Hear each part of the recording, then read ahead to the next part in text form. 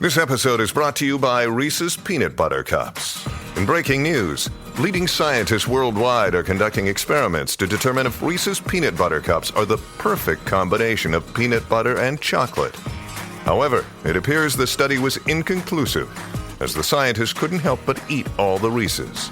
Because when you want something sweet, you can't do better than Reese's.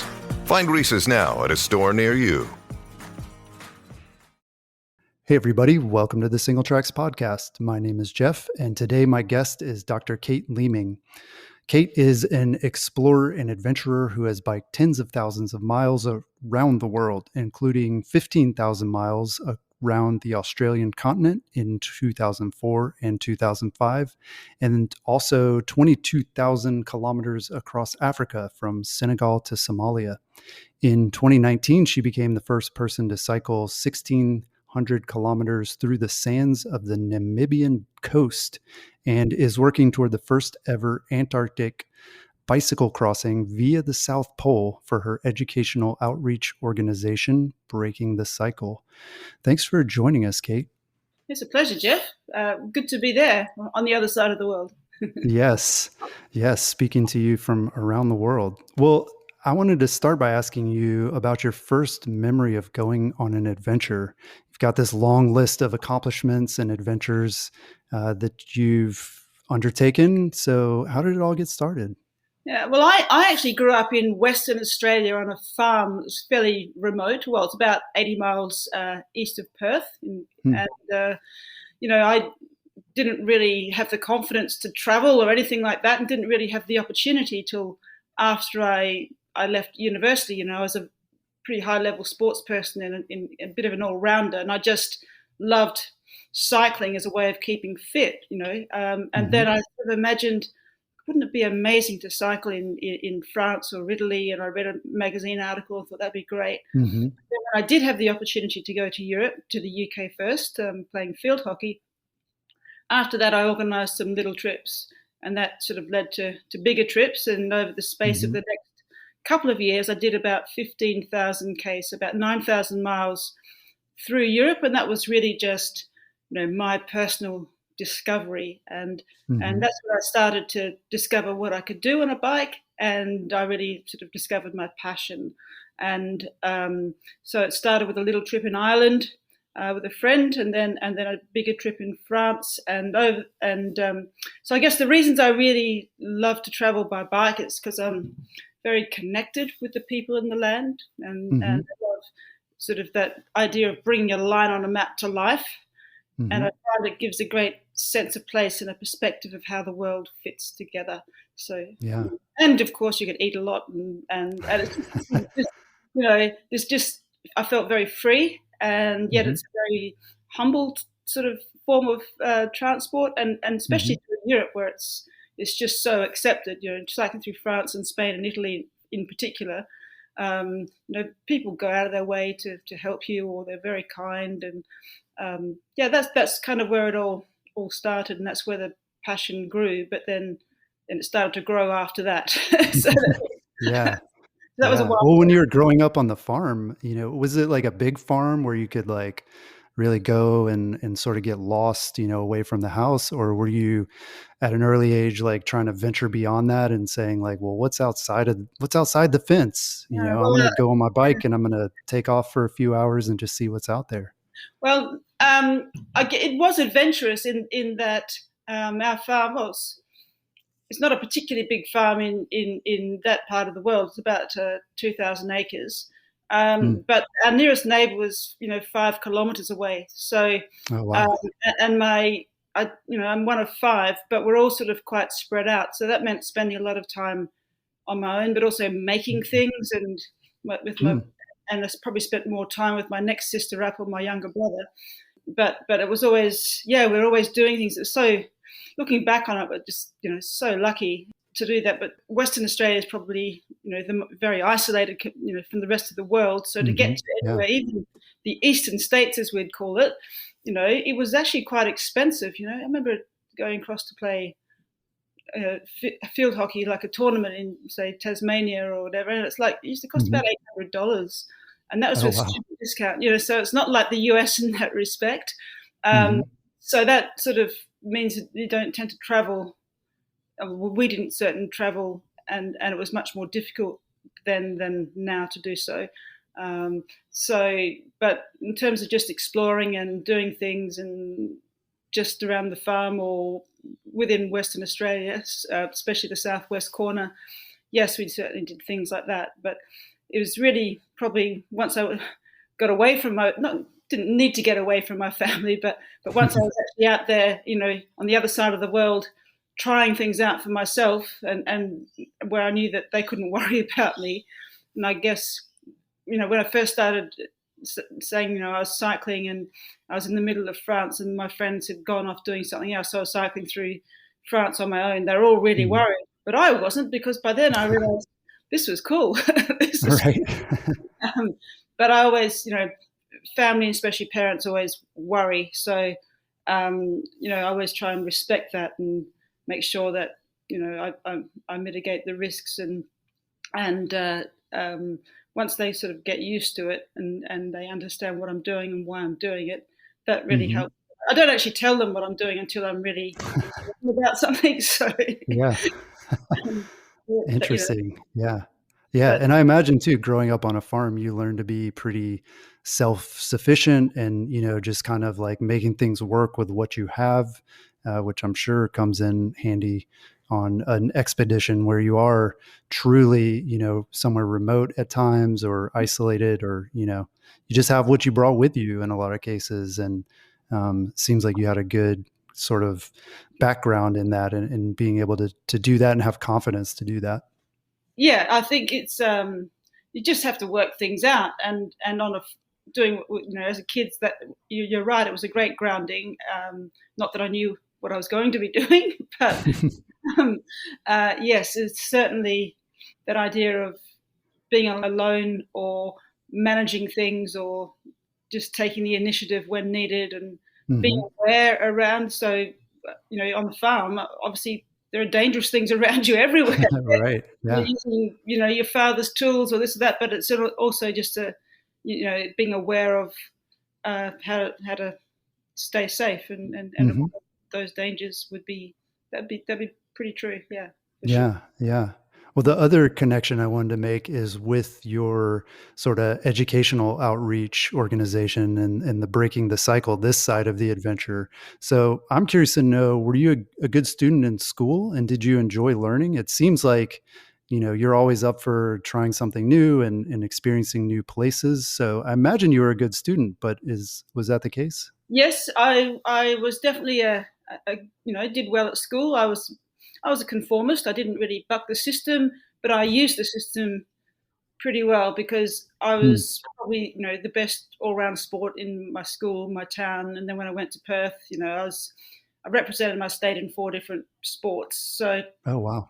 it was kind of like, I guess that's also had a big effect on what I do and how I do things, because that's still in me. Like, I'm still a professional sports person now. So my approach in terms of my expeditions kind of also is affected by that, and how I plan for stuff, and knowing how to knuckle down when you have to do that, and how to be committed, and playing in a team when needed, and all of those things.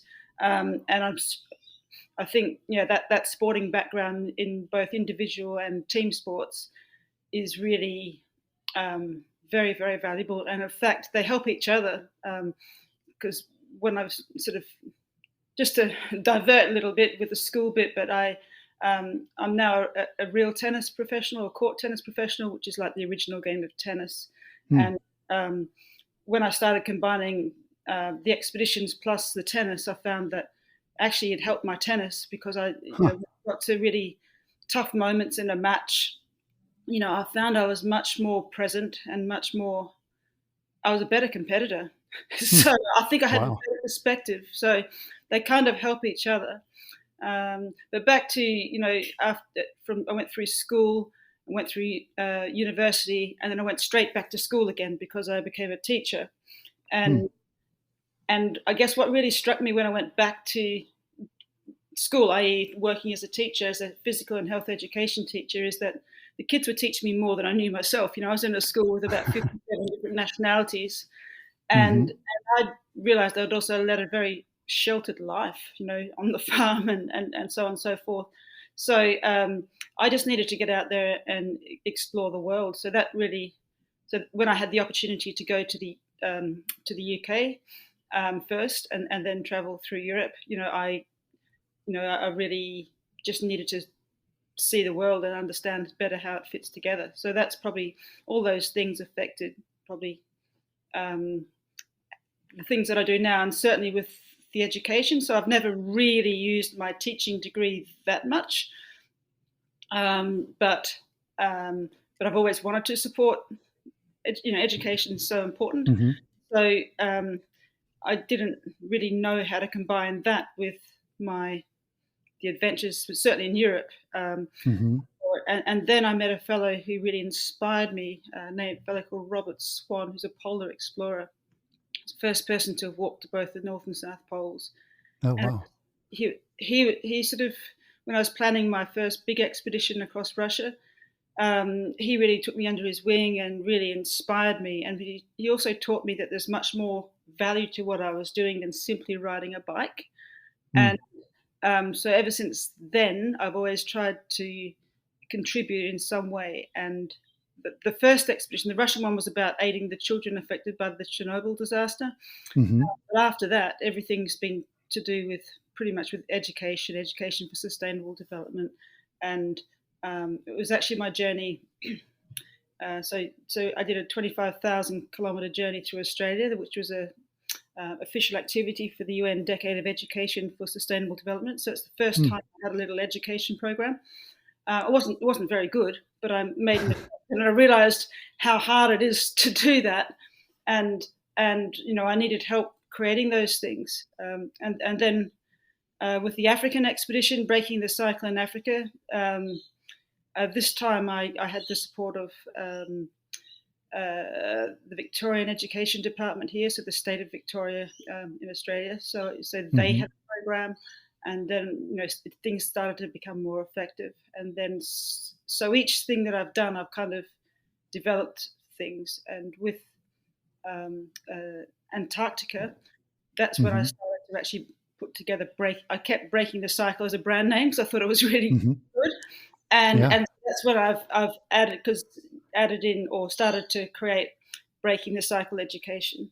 So it's kind of, that Robert Swan's right. There's so much more value to what I'm doing, and all that effort that goes in. I'm trying to realize that value, and I think one of the best ways that I can do that is to be able to share my experiences and learning, and work towards leadership and contributing towards making better global citizens. So it's a really cool concept to sort of, there are so many things that I feel like people can take away from these expeditions, just the sheer inspiration. Obviously, I'm a big fan of reading stories about these types of expeditions and adventures that people go on. And that alone is inspiring, just to see what people are capable of.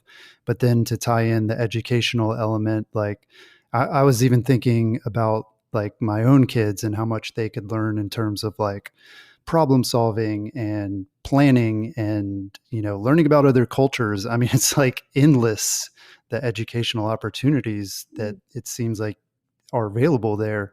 How do you come up with one of these expeditions? Is it first about, here's a thing that I want to do, a place I want to visit, or is it, here is, a mission that I want to help, whether it's poverty somewhere or education, or is it, how can we reach the most people and educate people? What's kind of the seed for it? And then how do you build off of that? It's a very good question, because I think each expedition is quite complex. And I think with each expedition, I grow and learn, and it changes, it becomes a little part of me. It changes me a little bit. So even though I have certain journeys and things I want to do in my mind, I wait. I can't commit. I wait till I've finished an expedition. I often get ideas on that expedition. So that's one thing. But I couldn't have I couldn't have organised or done the Russian expedition without the first experience in Europe, and then Australia, and then Africa. Didn't have the confidence to travel through Africa at all. I really wanted to, but everyone said, this is a dangerous place and this and that. And I knew other people cycled there, so it must be possible. And in fact, this is probably a good way to explain how I put together that expedition. So I was looking, then I look at the story, and what story do I want to tell? And that's probably the most important thing, and it's got to be something that I really want to see and do and believe and experience. And so the way I got my African idea was that I was looking at a map of education levels across Africa in particular. And I could see basically a band of countries in most need of improved education running basically across the base of the Sahara through the Sahel region. So basically from the most westerly tip towards the most easterly tip. And I thought, that seems like a really interesting theme to start with. And then I started researching. I put a massive amount of research and realized that actually that was all about, you couldn't just look at education without looking at all of the causes and effects of extreme poverty, because they're all interrelated. So that ended up becoming the purpose of the journey, to explore the causes and effects of extreme poverty, but specifically what's being done to give a leg up rather than a handout. Because I was, what I'm doing, I don't want to just be all gloom and doom. I'm creating an inspirational story. I'm going to be meeting all sorts of people. I'm going to be finding out about different, things that are hard to learn about. But I want to be able to present that in a context. So I wanted to give hope and create a story of hope and inspiration rather than a negative story. This is bad and this is bad, because there are some difficult things, but Africa, as I very much learnt, is the most diverse continent on Earth, and there's so much there, and there's so many bright, smart people that often just don't have the opportunity. So that's kind of how that journey happened, and then because that was my purpose, I then looked at how am I going to tell this story, because just cycling through these issues are so complex. So then I teamed up. I actually had 10 different partners and 15 different projects that I visited during that journey. Wow! And so if you look at the route, the shape is sort of going across through the base of the Sahara and through the Sahel and into the Sahara, and then I drop right down towards northern Namibia, through the west side, through Gabon and Republic of Congo and Angola and down to Namibia, and then back up, because it was for some reasons it was to do with a little bit of safety. Trying to go through Eastern Chad and Darfur and things like that would have been difficult. So part of it is about safety, but then it was also about telling the story, and I just had it. And then how do you keep safe? And I just had this massive network of different organisations. I had lots of, especially Australian resource companies with interests in Africa, because they always had connections to the governments. They had their bases in difficult places and cities. I mean, that's how I got through Somalia. I didn't just turn up at the border and say, "Let me in," because that wouldn't have happened. I actually made all these very specific connections with the governments that protected me, and so it worked a treat. I got right across to the very tip of Somalia, through war zones, through the lot, in a continuous line without breaking the line, and meeting all these incredible people, and got there 4 days ahead of schedule after 10 months. So it's possible, but you can see how that expedition, how the idea came together, and then you've got to, pull it all. What is the story that you want to tell? And I think that's, creating an expedition. That's kind of how I work it, and there's always a budget and all that kind of thing. So I've got to make it run to a certain time and try to work those things out. So it's all got to come together really. And then with that, I was connecting with kids back in Australia that time, and now I'm working with on the education front there's an American organization called Beluga, We're creating resources right now. It's very difficult to get that. It's all right to go into classrooms and things. Yes, I can do that, but to get to lots of students all over the world is very difficult, because I think the US, like Australia, is like, each education department is run by each state, and so just something happening in one state doesn't mean you're going to get it right around the US or Australia or Canada or the UK. So it's it'd be fantastic if there was a better system to do that. So I also work with the Duke of Edinburgh's International Award. It's known as the International Award in the US, and that's just it's all about leadership and being able to. It uses adventure as one of the things, and learning new skills and serving in the community. So it's an incredible award that is quite hard to get. So I work a lot with them. Sometimes I've done a few things for Scouts as well. So I've had some connections with Scouting. So it's all about leadership and getting kids out there. And Well, are you able to connect directly with many of the students? Like, what kind of feedback do you hear from them? Or like, what are some of the, questions or the parts of the story that they're most interested in typically? Well, if they're responding and following my blogs, you get some, depends on their age, really. With Africa, it's like, have you seen any lions or stuff like that? That's a good one. They're reading the blogs. It's also about. So they're always worried about the animals.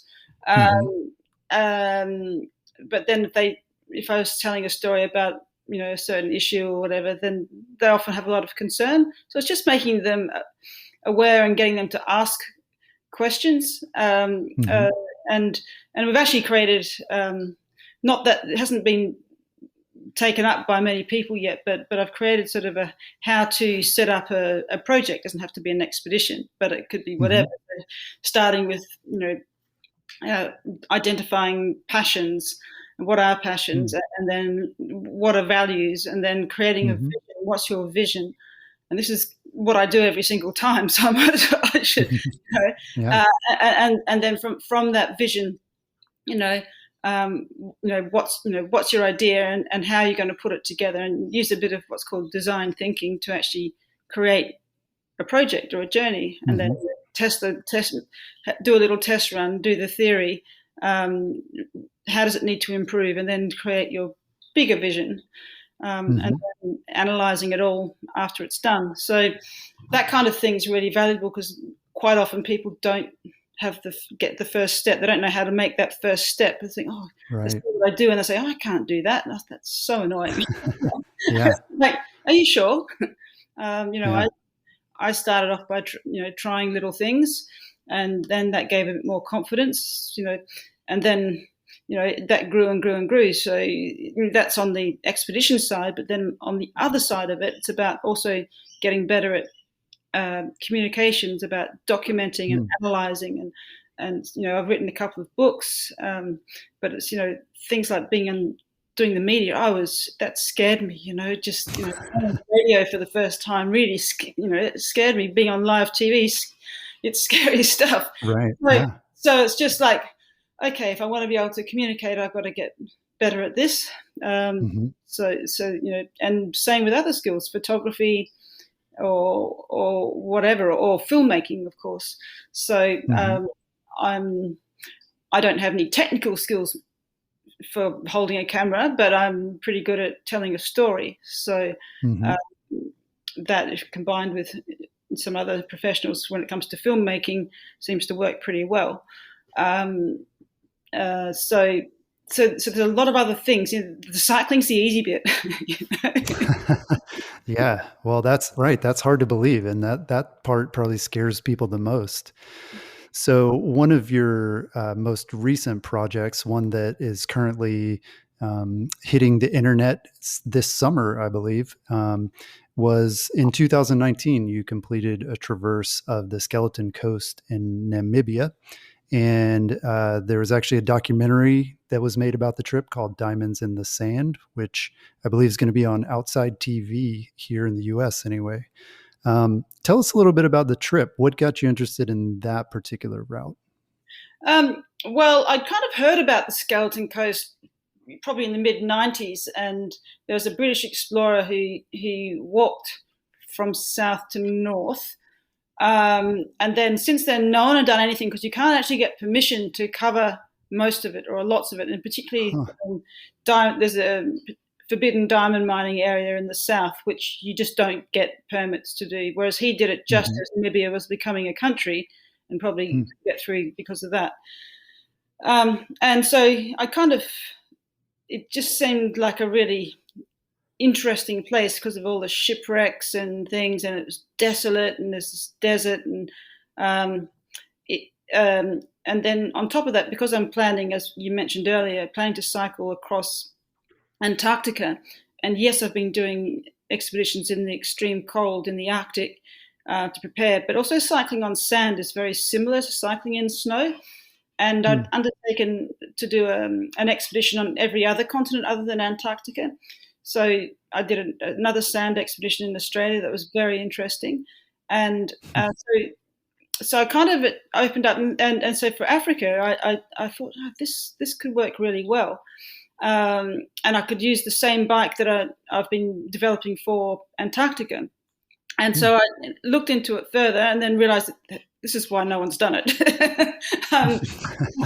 It's not called the Skeleton Coast for no reason, right? I mean, it sounds pretty tough. Yeah, so cycling from basically the northern border, so the mouth of the Cunene River, which is on the border with Angola, to the mouth of the Orange River, which is on the border, Namibia's border with South Africa. So it's, say, 1,600 k's or 1,000 miles. 800 kilometers of that is absolutely no roads. So I'm cycling on the beach and working with the tides.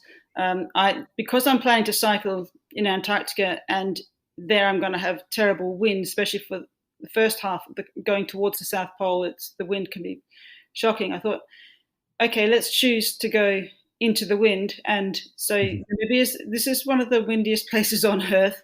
The dominant wind just comes from the southwest. It's a coastal. Western Australia gets a similar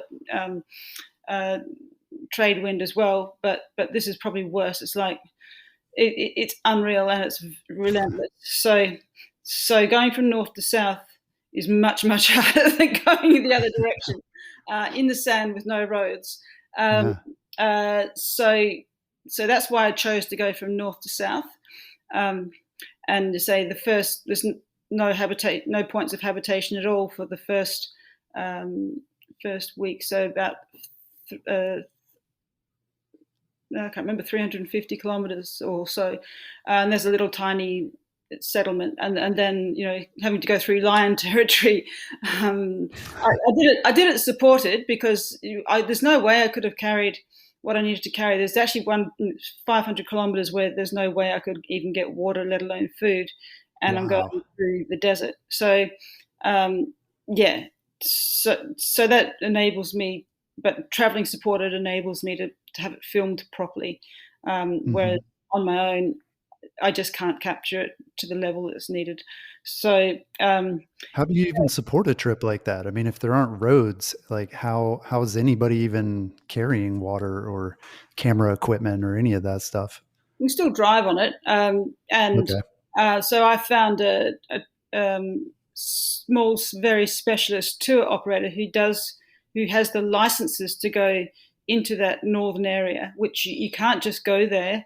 You need to actually have very limited licenses, and he holds all the concessions. So there's about 24 concessions that can be used each year up there, and he has them all. So if a tour operator wants to use it, then they've got to get it from him. So so that's how I found him, and he loved my idea, and so he organised the support. So you had to have two vehicles because if one got stuck, the other one could pull. Right. And these guys are expert drivers. Like you should see them going down, 100-meter drop sand dune, straight sheer face, and they're just gliding with the sand down the Right. Yeah. The brakes even help you at one point. It seems like The you sand just keep sliding. is incredible. Um, Wow. so this fellow, he didn't come with us, but he arranged couple of his people, and so we had different people joining us, specialists for the different regions, Hmm. and so that was a part of it. So it becomes a different type of expedition, but still, I'm going walking speed the first few days because I'm just getting belted, and also because it's tidal. Yes, I can follow the beach, but the beach isn't particularly like there's about 2 hours in a day when it's relatively firm. And then Hmm. after that, the tide's coming in and I'm pushed up into the soft sand. So it's just, um, you know, Sounds miserable. I mean, the sand alone sounds rough, but to have the wind too, that can really get on your nerves when you're riding a bike. it's all about attitude. And, it's like it was the perfect training for Antarctica because I was, Hmm. got to learn how to deal with that mentally. And normally on a bike, you have your cycle computer and you're watching that probably, and you think I've got to do this amount of distance, and you can usually hit those because it's Hmm.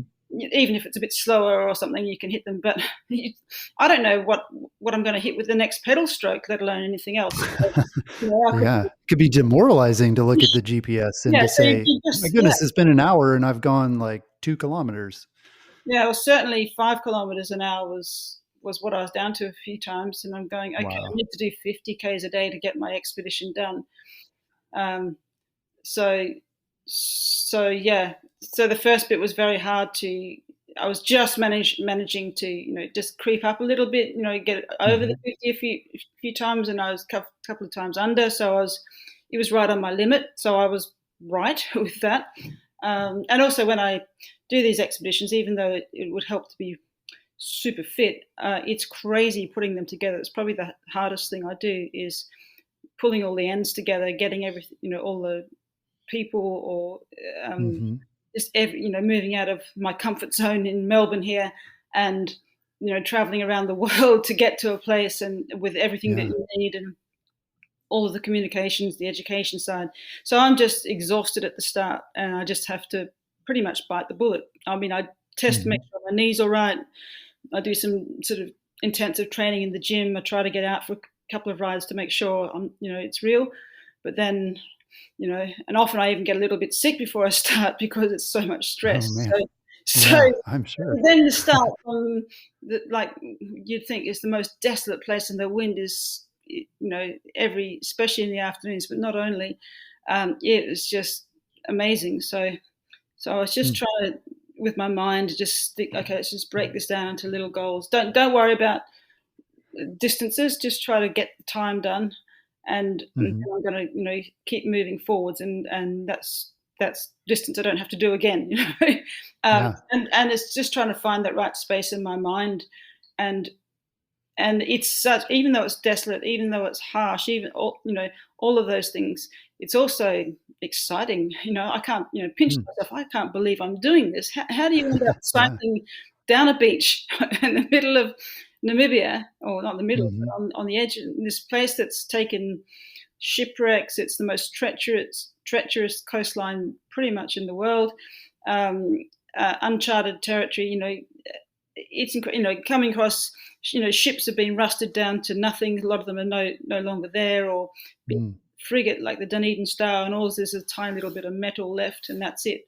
Oh wow. And those stories, like ships used to land, but it didn't guarantee that they survived because they didn't know where they were. And Right. there was like nothing around Yeah. hundreds of kilometers, and they didn't have any water or whatever. So actually, just landing on the beach, saved them temporarily, but not always. Didn't not all of them made it. So Hmm.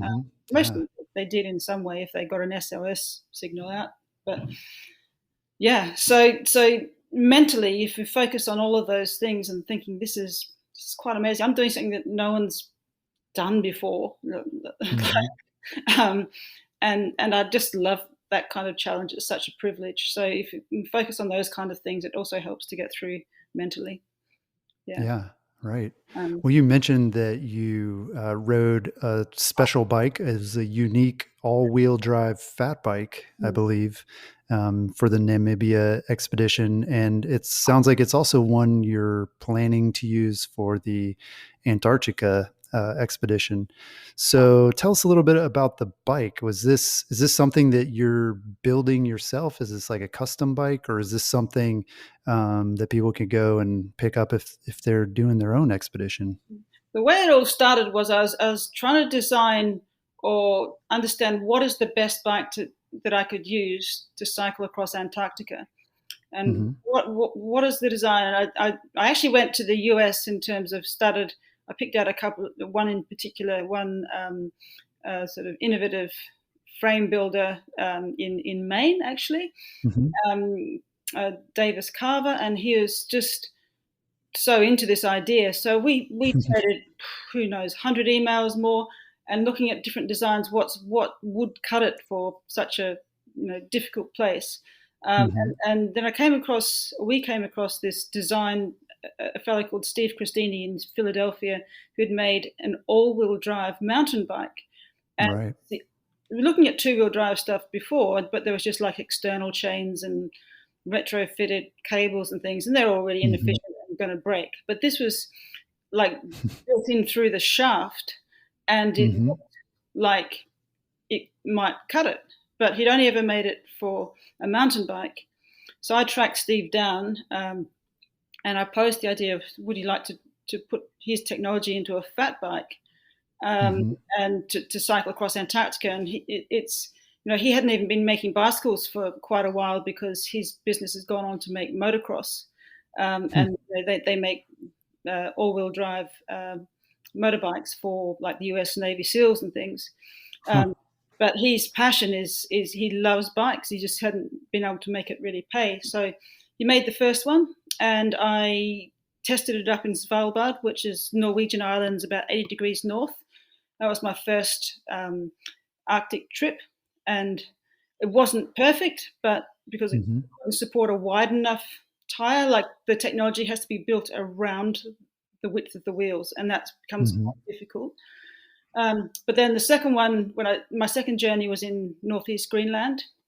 He built the second one, which could house a 4.8-inch wide tire, um, and so I'll trial that one in northeast Greenland, and then he's since made two others that I've trialed in Arctic Canada and then in Iceland. But Wow. the number two, the Greenland bike, it became my dedicated sand bike because obviously sand is Hmm. very good for bikes. Right. Yeah. Imagine it's more. This is a very complex bike. I mean, it's got, like you said, these drive shafts that are have gears and various internal and external parts. Does they get along well with the sand? Did you run into any problems with Um, that? it's actually quite astonishing how well that lasted, and I believe the Skeleton Coast is possibly the most corrosive environment on Earth for machinery like cars and things. So I guess that Oh, extrapolates yeah. bikes because of the salt, fog, sand, moisture all the way. Like it's a good test. Right. And but so I've just kept this one bike and just changing the parts when needed and keeping that for the sand. Numbers 3 and 4 are kept for Antarctica. And they're sort of so this bike can tell a real story, and one of them is the Skeleton Coast.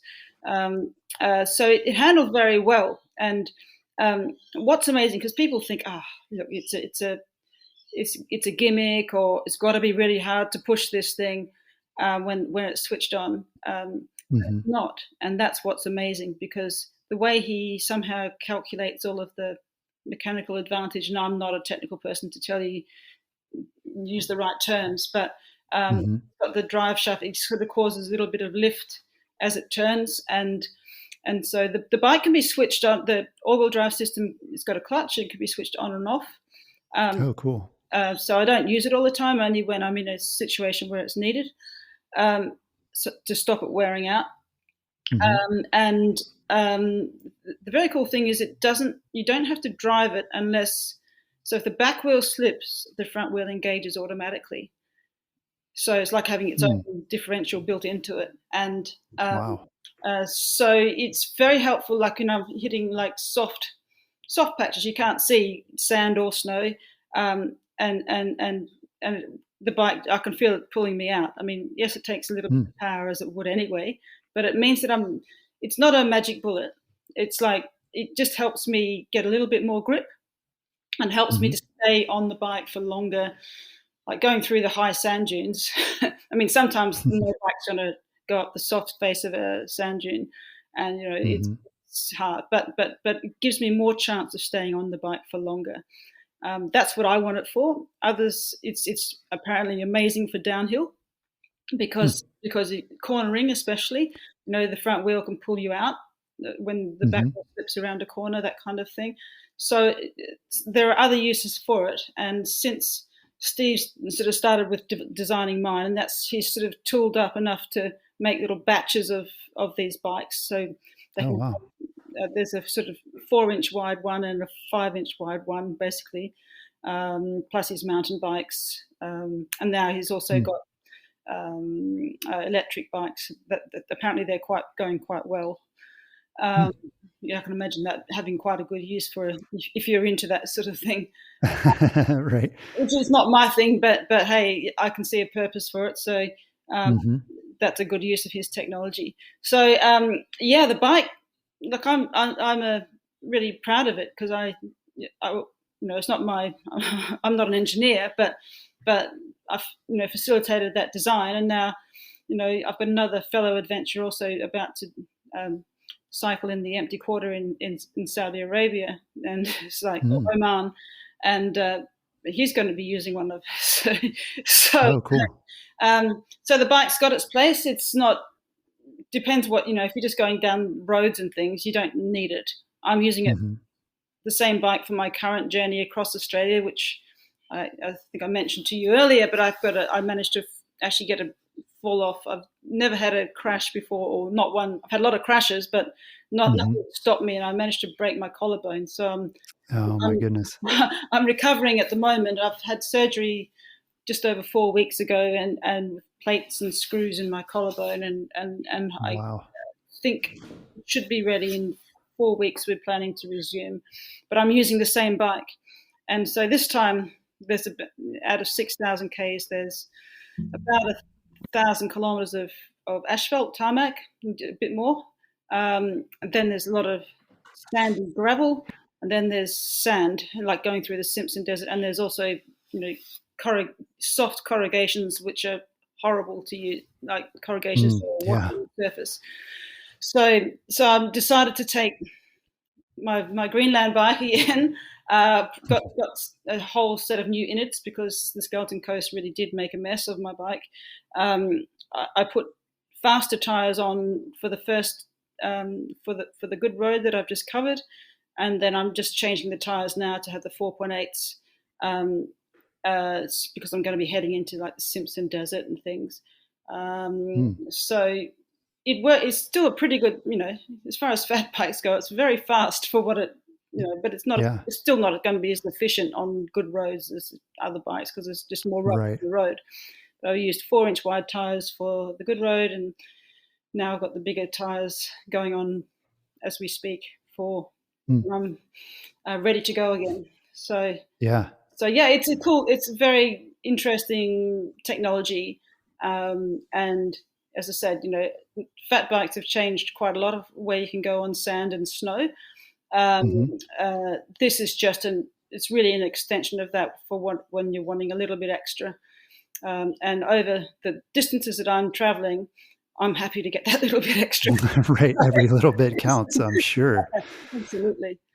Well, yeah, as you said, this Namibia trip and others before it are sort of preparation for this bigger trip, this trek across Antarctica. So I'm curious, what did you learn on this Namibia trip? Like what surprises did you come across along the way, or what did you figure out that you want to do differently maybe, or what you're going to expect to see in Antarctica? I guess there's two parts to that question. One is about the riding side of it, and one is about Namibia. The writing side of it, that was meant to be a mental test in particular, very interesting mental test, but it certainly was. The first half of that journey down to where there's some habitation around Swakopmund and Walvis Bay, that is flatter the sand. The high dunes, or they aren't as high and they're further back. Mm-hmm. So that was more just vast, open, enormous beaches and just little sort of dry rivers that sort of flow underground and flow to the sea. Mm-hmm. And, wildlife, yes, I mean, you get wildlife because there's they tend to stay along the rivers where there's potentially food for them. Right. Whereas then in the south, after it's like the massive sand dunes that people have seen dropping down to the sea. It's so unbelievably spectacular. So the Namib Desert's the world's oldest desert, and basically vies with the Atacama as being the driest, and it pretty much doesn't rain. Apart from most of the moisture comes as fog from the sea because of this cold ocean current. It brings a fog, and that's a lot of the plants and animals are adapted to get moisture from the fog. Interesting. Yeah, and even like they have desert adapted lions and desert adapted elephants and things, and they're not a different species, but the lions, for example, have learnt to hunt on the beach, so they to catch seals. So you get lions going into the water. Now that doesn't happen. Oh wow! I didn't see that, but it's hard to imagine. Wow. Yeah. Cats in water usually don't mix, do they? But anyway, so there's quite a zone there where luckily I was able to bring in the help of the world's foremost expert on these desert lions and learn from him. But he also was tracking them, so he knows where they are, and he knew where I had to pass. So he was protecting us and giving us advice as well. So there was one right near the roadside, a lioness with cubs, which is like, oh God. So you have to watch the film to see how that one went. I'm still here, which is a good thing. So yes. Yeah, I just learned so much. But down there's beautiful gemsbok or oryx, as you might know of them, beautiful just in the desert. It's you wonder how they survive. But brown hyenas, like they're quite rare. And in the north we saw some, and then I also saw one in the distance in the south. Wow. And then so going through that desert, I just love the deserts anyway. But just learning cycling wise, getting into the right zone in my mind, and also the skill set to cycle the high dunes to get through. I still do 50 odd Ks a day through that stuff. So and I fell quite a few times, but that's okay. That's calculated falls. Right. A good bit softer, I guess, too. You didn't break your collarbone there. No, you waited till you got back to Australia. Yeah. Not onto a hard clay pan, which is like concrete. It's like, this is different. So no people either, so that was just amazing. Also, but navigation's quite tricky, and pretty easy to get lost. Losing the vehicles, the wind erases tracks very quickly. So there's that. There's the shipwrecks, like incredible. And then in the south, the diamonds bit. So there's basically diamonds come down the Orange River, come from the Kimberley region originally, and over millions of years they come down this Orange River, and then they wash out to sea and then back onto the coast. So the diamonds that were found a bit over 100 years ago or so, a little bit more than that. Of course, there's the richest diamond fields in the world. So sort of an area about 300 kilometres long along the coast, and a big buffer zone all the way back in is called Spurgebiet, which is the forbidden diamond mining area. And so to get permission to go through that is unheard of. And my people there weren't having any luck, and I just started looking on the internet, and eventually I found a mining document with the chief operating officer's email address and the CEO's. So I contacted him, and he loved the idea of what I was doing. So it was like to get as far as Luderitz on the northern edge of that is a cool thing, but to do the whole coastline, including that 300 kilometers, is really special. And basically, he reversed the decision to allow us with a strict restricted access permit to go through. So yes, it couldn't go exactly on the coast because a lot of it's rocky anyway, but also for about 100 kilometers from the river up, there's just like mining operations. So they actually take the land back from the sea to mine the diamonds. Wow. But to go through that area, it's like untouched for a century, and it's pristine, and they're gradually going to be opening it up because the company, which is the NAMDEB, which is the Namibian government, and De Beers, they're just going to be mining in the ocean soon. So that area is going to be fantastic. You know, there's ghost towns and things there. And wow. So it's just very cool. So I feel very privileged.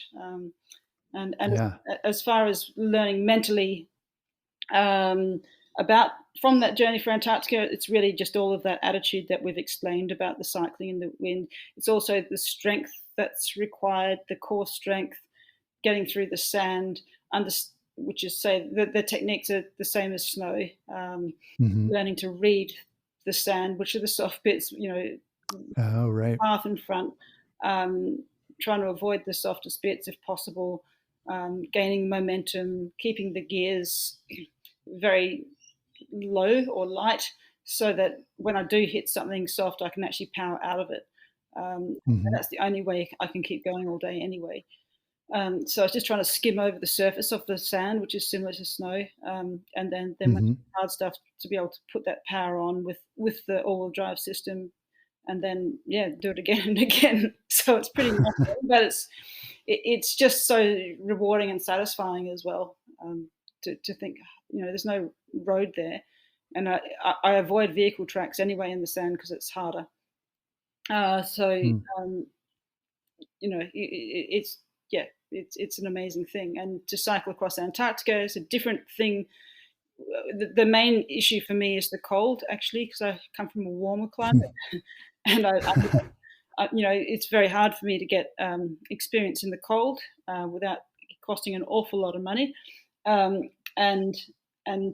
I've done, say, 4 polar training expeditions. I'll once I have the funding, which is the main issue stopping me, then, you know, I'll fine tune those techniques a little bit more. It's getting protective clothing and systems right. That's just needs a bit more fine tuning. I've got the general plan and the general idea of which things are better to wear and use. And I've got ideas for little innovations. Maybe it comes from that farming background, but right. You know, just for example, you know, in the extreme cold, you know, at the start of any session, I'd be very, very cold, and you've got sort of big down jackets on and things. Within about 2 minutes, it's such hard work that you become really warm. The idea of controlling the body moisture, perspiration. So what do I do? Like if I stop, what do I do with that coat? Because I've got the other stuff things underneath. You know, so I'm thinking like a little seat pack but I don't want to be trying to do buckles and straps when it's that cold, because by the time I get them on and off, I'm cold again. So I'm thinking like, you know, why not have a Velcro sort of big mouth to open it up, stuff it in, back up again. So it's just like stuff it in, done. No, you know, just little things like that. I haven't had that made yet, but I reckon that's the go. That's my solution for that. Just keeping, you know, just trialing out different foods and things, because we've got to be able to carry, you know, even on the plane, getting down there, you're limited, and being able to, you've got to, you know, can't go to a shop anywhere. So it's like you've got to be exact and have the right number of calories worked out and be much more specific in that planning. So I'm always trialing different things.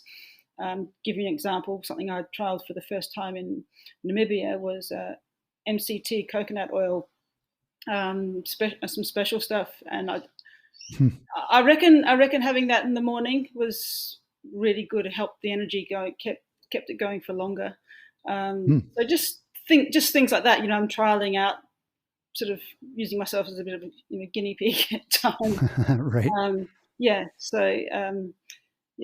So the sand stuff, I'll be on the sand again in this expedition, and keeping these expeditions going are great things to do. They're not just training expeditions; they're actually meant to be really interesting expeditions in their own right, and that also includes altitude training as well, or expeditions such as in the Indian Himalaya that I've done.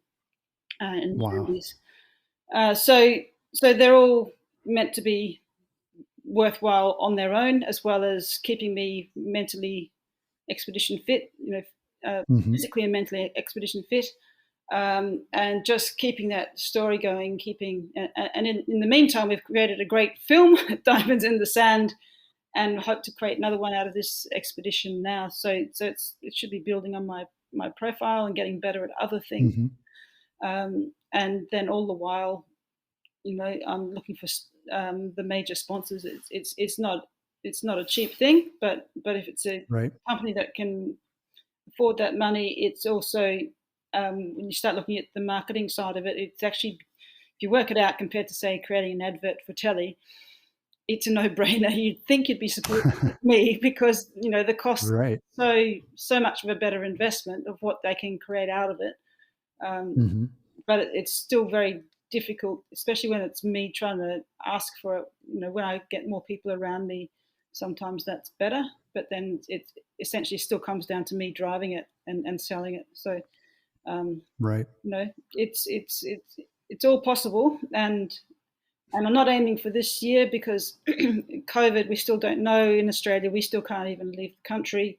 So it's too many, risks to get that kind of commitment. The chances of us leaving Australia by the end of this year are still slim. So I'm aiming for the following season. So that'll be November 2022. Okay. I've got to do this soon. I'm getting older, It's like, but even with that, as I get older, who cares if I'm cycling a kilometre or 2 per hour slower? It doesn't actually matter. My skills are more about understanding what I can do, and that's what and then going with that, and that's how anyone should do it anyway. So you start I'm not trying to break speed records. Doesn't matter. Then it's how to get there. Collarbones. Forget about this accident, but generally how to get there safely, and deliver on everything. Obviously cycling, but also all the other parts to the story as well. A lot of other work that goes in. Well, I was going to ask you, what were the most challenging parts of the trip, but I feel like it's all challenging. I mean, it's like everything you've mentioned is a challenge, is it, whether it's physical or it's logistical or it's funding or mental or equipment. It's like everything is a challenge. And I think to me, that's what makes it so interesting and so exciting and inspirational, even to just see a successful expedition and to think about everything that goes into that. It's just incredibly inspiring. And we kind of touched on this, it sounds like the research and the logistics are a really big part of it. And, you're talking about even down to thinking about, where are you going to put your jacket when you stop on the bike? I mean, thinking at that level of detail, obviously, it takes a ton of planning and a lot of foresight. And, I can understand too, that like the physical part, that's kind of an afterthought, it's like, that's a part of it, but you're going to spend way more of your time, it sounds like, just doing the logistical preparation and planning and fundraising and all of that. And so once that's all in place, getting on the bike is kind of your last concern. Is that an accurate way to sort of put it? it doesn't matter how good a cyclist you are if you don't find the funds in the first place and you don't have the ideas. Um, so Right. you can go in the gym and you can sit on a stationary bike. You can go out and just do. I mean, you can cycle however you like, but to create one of these, it takes, as you say, such a web of commitments. There's a lot of skills in trying to find the support and funding, and then it's all right to do that for one expedition, but then you can't always ask the same people over and over again. I've got a couple of private sponsors that have really made a huge difference, but the hardest thing probably of the whole lot is actually finding funding, and it's not really just a donation just for me to do something. It's hopefully an investment that I can give some at least at the minimum some good marketing materials back. So the idea of creating diamonds in the sand, where we're creating a story, we're creating this amazing story actually that I'm so proud of. But then now hopefully sponsors will see that. They've seen that it's been out on outside TV. It's about to be shown on Nat Geo Asia, 54 countries next. Oh wow. I know Sky New Zealand's bought it, still sort of trying to sell it in Australia and the UK and stuff. But it's like that's the first time I've got it to that level, and hopefully that helps my marketability to make the other bits a little bit easier. I also write, so I write magazine articles and things. So all of those extra things feed back into that the idea of. I'm afraid I have to sell myself as a brand here, even though it's not what I think, but we're all brands. Right. What we do. Right. So it's just a matter of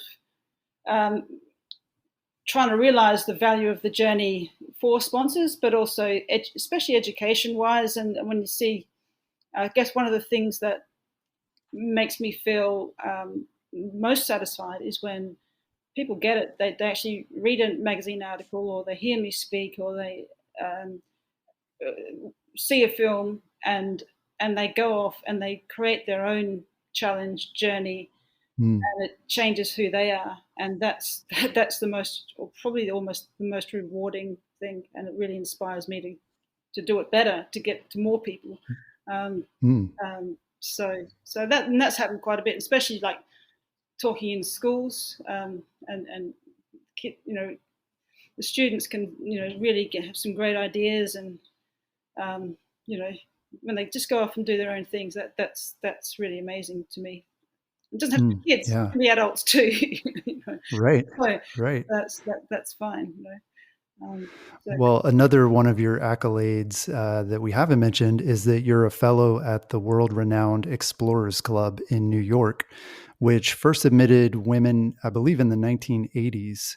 So I wanted to ask you, what are the challenges that women continue to face in the world of adventuring and exploring today?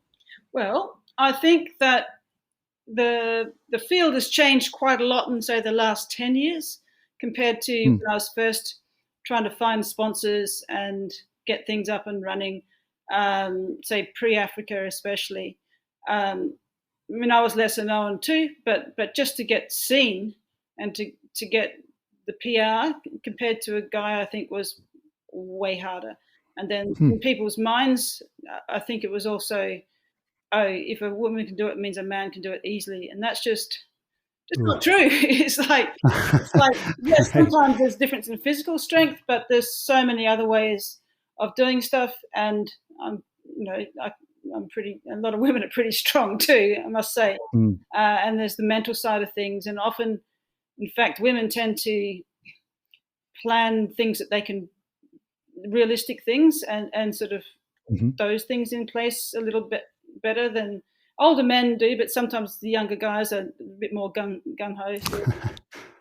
But now I think, they'll do some amazing stuff, but then there's a lot of put themselves probably in dangers that are unnecessary. But I think now there's actually, especially with not just the Me Too movement, but before that, and I think there's a really fantastic opportunities for female adventurers, and even when it comes to having those who are able to lead on with series and things, there's quite a market for it. So it's kind of turned around a lot, and to be recognised from my university as well with an honorary doctorate. It's like that was in particular because of they saw me do a presentation, like I did an Australian tour, presenting and showing especially about Africa and that work, and the ability to communicate that work and the community work and education work that I've done. So it was kind of full on honor, and those kind of things help too, just to be recognized. And I don't crave that, but to be recognized actually helps and opens the playing field up a little bit more, if that makes sense. But right. I don't do things because I'm a woman or a man. I just do things because I want to do things. And, I guess growing up, it was certainly, in the 70s, 80s, I was very young in the 70s, but there's certainly a certain culture, especially here in Australia. And so it takes a while to step out, like to have the confidence to step out of that and not do what's expected. And yes, I could wrong with being a teacher or that career that I might have had. But I don't think I would have been satisfied because it wasn't me on its own. I felt I just wasn't. So the kids would teach me more than I knew myself. I didn't feel like I was very complete there, and so I wasn't. I was just going through the motions rather than really appreciating that job. So I think that idea of being able to step out away from my family first, so that they, and then it's taken me a long, long, long time, decades to get to this point. So I'm going to explore that now to do whatever I can, and to use all of those experiences to be as to have as great an impact as possible. And I'm always planning and thinking of the bigger things now, and thinking, okay, how do I make that count, and what is the message that I'm trying to say? So it's I'm doing that through adventure and expeditions and things, and but then I have to push myself as the presenter or whatever. So it's all part of it. And so yeah, and you're obviously you're representing and showing other girls and women that this is something that they can do too, right? I mean, it's obviously when you were younger, you didn't have those same role models or other explorers or adventurers who were female to look up to, and so it seems like hopefully this is something that can kind of snowball, and obviously you are a very big part of that. Yeah, well, I try to do what I can, and it's sort of, I think, just lead by example is probably a way of looking at it. And I'm happy to inspire men too. It's not, and in fact, often, just about always, I have, if I've got a support crew, I've done, more than half of my journeys I've done without support. I've done about 55. I've worked this out. I've done about 55,000 Ks unsupported, and I've done about 30 or so supported. But wow, they're different things. And just before I was going, you've got to do this unsupported, blah blah blah. It just depends on the message, and often I find supported expeditions actually much more difficult in that I have to find about 4 times as much money and kind of support, and I've got to find a team that's I've learnt the hard way with that, especially one of the hardest things about my breaking the cycle in Africa wasn't Africa, it was managing the team. When I'm out there in the mud or in the sand or whatever, and they're cooped up in a vehicle and getting disgruntled, and I can't control it, and yet it's my vision, it becomes very difficult. It shouldn't be a barrier, but I think women they're often more calculating, and they want to keep themselves in a less of a risk-taking environment. But it's really, my advice would be just to try small things, to just test little things out, and then it's amazing what you can do. But most people will tell you, you can't do that, or or you'll get that feeling, or how do you break out of that? But you've just got to take that step out the door. But have Right. a plan, and then think about the story you want to tell. That'll make a big difference as well. And then Mm. you might not, you might learn about what equipment to take, but a lot of it's also in your mind about how to sit on not just sitting on a bike for 8 hours a day. I'm thinking about things, and I'm putting things in perspective, and I've got all sorts of techniques that are useful in other parts of my life that I've learnt on a bike. So there's a lot of things you need to put in, but you can't beat experience. So Yeah. Well, obviously, not everyone is going to be able to ride their bike around the world or, explore some of these environments that you're able to get to. So, are there other ways that people can be sort of curious explorers in their day-to-day lives? Do you have some like sort of concrete advice for people who maybe want to get started, or people who just want like a little taste of adventure, of that life, to kind of I don't know, switch things up a little bit? I think everyone should try to include it in some way. The warning is that it can be addictive. Um, but definitely, you imagine, you have a long weekend. Why not plan something? Just think about the bike, and it takes a bit of courage to start with, but you can't not try it. Right. And you'll be surprised at what you can actually do. And then once you've tried a little thing, then you think, okay, well, maybe I'll try this little journey. And I like the idea of putting it into a journey, because it just means a bit more, like to get from A to B, or whatever your challenge is. It doesn't have to even be a physical journey. It could be whatever that journey, put it into sort of that perspective. And that's what I also talk to kids. It's about first creating the vision. I spent ages creating the vision before I do anything else, because if you're not 100% certain what you're doing and why you're doing it, and that kind of thing, when the times are tough, that's when you're less likely to pull through. You've got to be able to, if you really have that clear in your mind. So I spend a lot of time putting that vision in place and imagining what it can be like, and doing research. And then all of my journeys have had to be adapted a little bit, because that's the nature of adventure. But Right. I always try and keep that journey in a continuous line. Try not to break the line of my journey. I can go off the journey and see something, but then I come back to the point. So especially when it's supported, and then I've got to go and see a project or whatever. There's no drama in driving away somewhere to go and meet certain people, but then I come back to that, behind that point, so that I keep that. Yeah.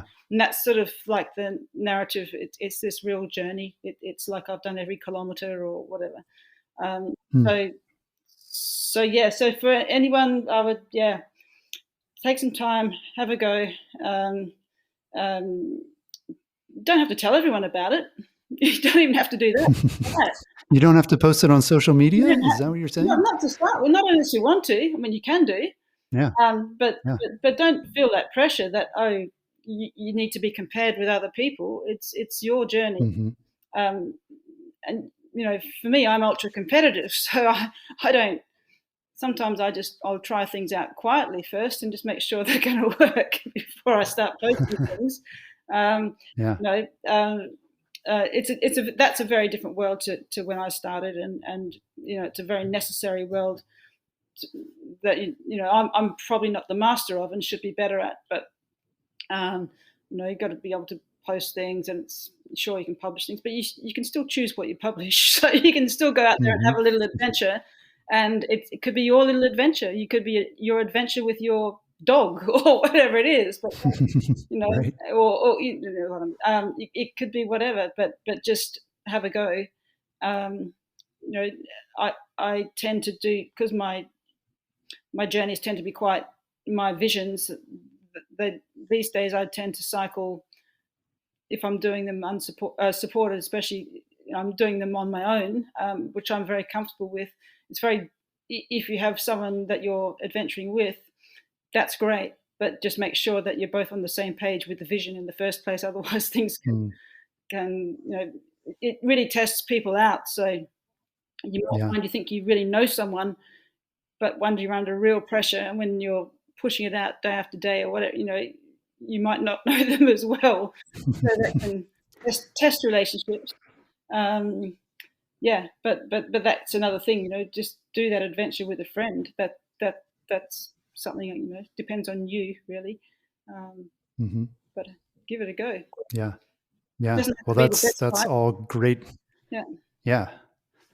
Well, that's all great advice and definitely inspiring to think about the things that are possible, at the sort of human limits and the scale of what you're doing. But then for all of us to think about sort of what we're capable of or what excites us, and then just going for it. I mean, it sounds like you never know what you can do until you try to do it. And then you're going to learn something along the way, even if you don't do it. You may get out there and figure out you don't like doing it, or you learn a better way, and you always just come back and plan the next one. Absolutely. It's a part of life. So it doesn't have to be it doesn't have to be on a bike. It doesn't have to be walking. It could be whatever your everyone's different, and that's great. That's how it should be. Give it a go, but you've got to step out there at some point. Don't just sit at home planning it on behind a screen all the time. You've actually got to and that's how we learn. I mean, that's innate of human beings. That's what makes us different from other animals is our curiosity.